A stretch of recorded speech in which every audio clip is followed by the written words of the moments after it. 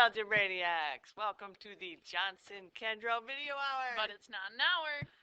Yeah, we're gonna log in some time though today. Just be ready for that. Alright, here we go. Oh! What is this?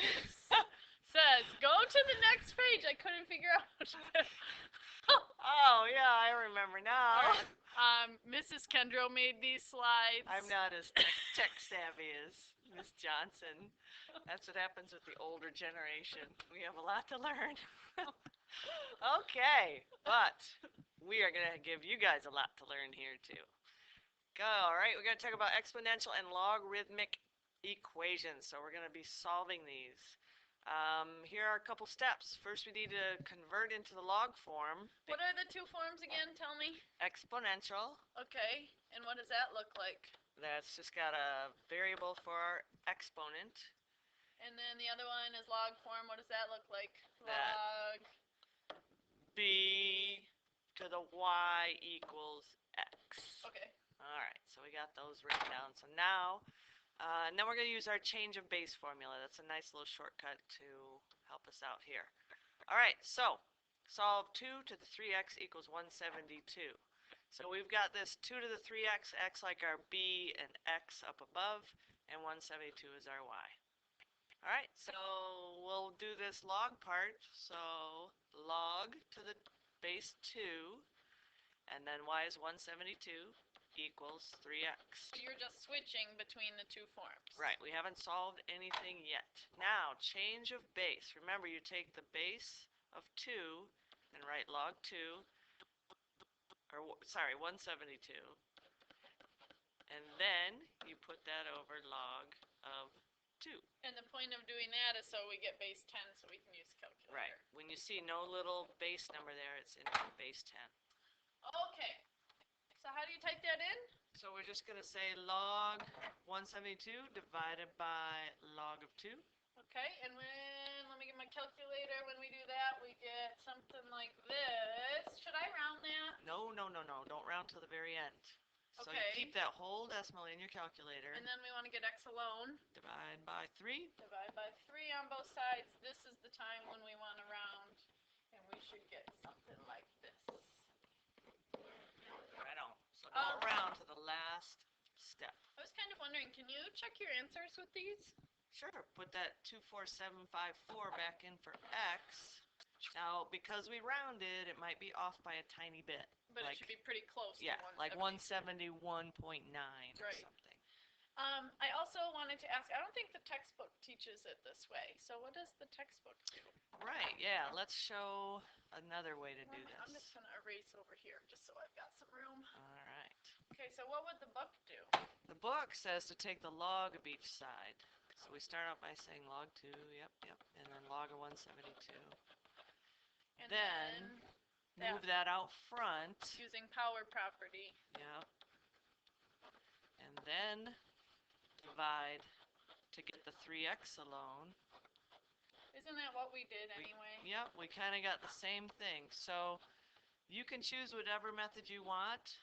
We're probably going to do the first method in class, but if you like this method of taking the log of each side, then moving the exponent down front, more power to you. Go for it. I just like our method because we did so much practice converting between the two forms. Right. I think So we're already used to for that. Okay. Here's another one. So we're going to change form. Yep. So right now our b is a 7. Our 5x is the x, and then the y is the 3,000. So to convert to log form, we would have log base 7 of 3,000 equals 5x. Using change of base formula, we can do log, which is base 10 of 3,000 divided by log of 7 equals 5x. We'll do this log part in our calculator. Make sure you close the parentheses when you do that. Yep. Let's see, we get 4.1144 equals 5x. So what's the last step we need to do? Divided by 5. Divided by 5. And we get approximately 8. Whoops, back it up. Here we go. 0.8229. And we're always going to round that last one to the 4th decimal place. 10 You did, but you undid it when you Oh, did your little when I redo. did. Okay, so those were exponential equations, and we solved them by converting to log form. So now we're going to solve a log equation. What form do you think we'll convert to? Exponential? Yeah. All right. All right, let's do, well, let's talk about the hints. So use log properties. So those were, Log props, is that like props made out of logs? maybe. Maybe we have to go to the drama department to get log props. There was product property, quotient property, power property. All right. Isolate the log. This is key. We're going to show you how that comes into play in a little bit. Convert it to exponential form. When you do that, you will be able to just use exponents to solve for your x, and then you can check your answers. You don't necessarily have to, but just like we told you, you could plug your answers back in. All right, let's try it. Let's do it. All right, so use log props to write as one log. It is one log. So we don't have to do that log prop stuff. Right. Next thing says isolate the log. Now those parentheses are around the 7 and the minus 2x. That means that that logarithm applies to that whole expression. Right. Now I know because there's no number there that's really base 10. Good job. So that's like our b. Yep, so I could say b to The the x power equals the y, which is the parentheses stuff. Yep. 10 to the negative 1, that is 1/10. Or you could do a decimal, doesn't really matter. And then your steps will be subtract 7 and then divide by negative 2. Running out of room there. So I get negative 6 and 9/10 equals negative 2x.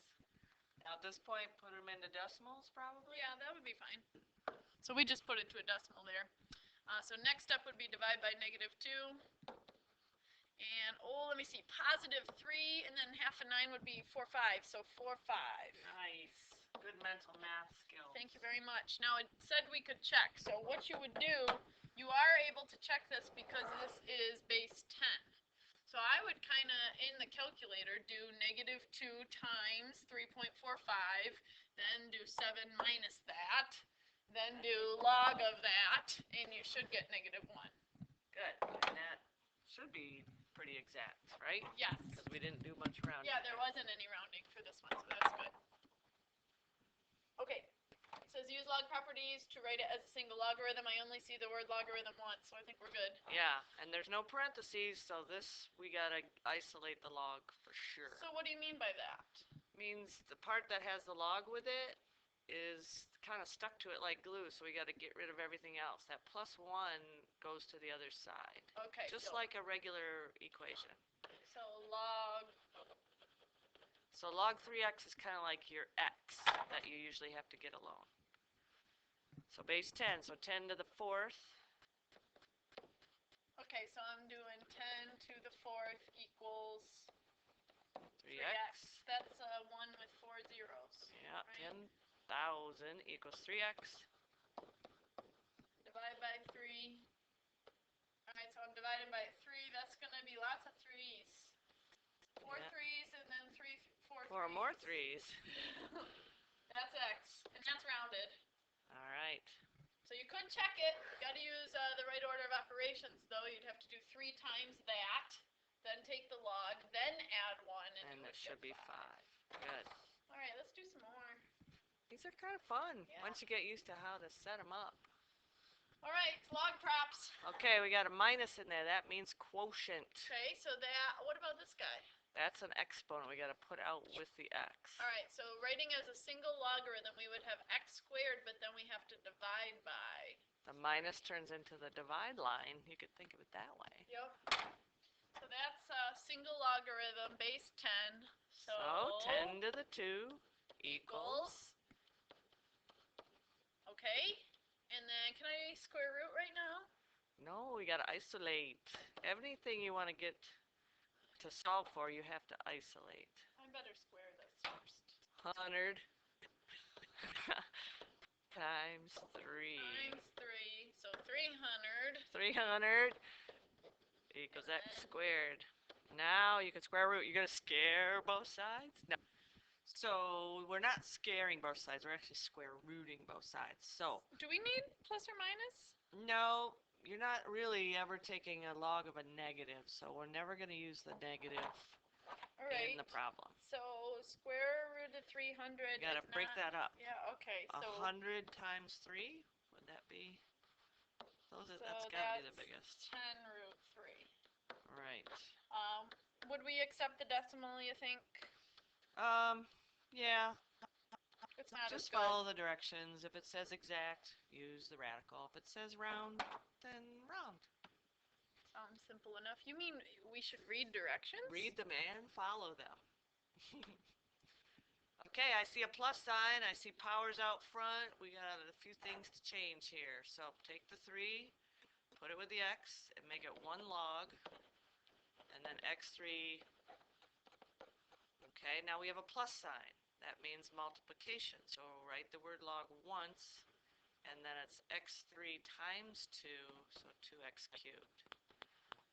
Alright. Okay, now you got the power of 10. 10 to the 5th equals 2x cubed. Wow, a lot of zeros. Una más. Good. Bueno. That's a comma, not a. You know, in Europe it would be a dot. I know, that gets They're confusing. backwards. Our exchange students could tell you about that probably. Yeah, so they do it backwards. They would put a dot there and a comma as a decimal point. So what now? Divide by 2.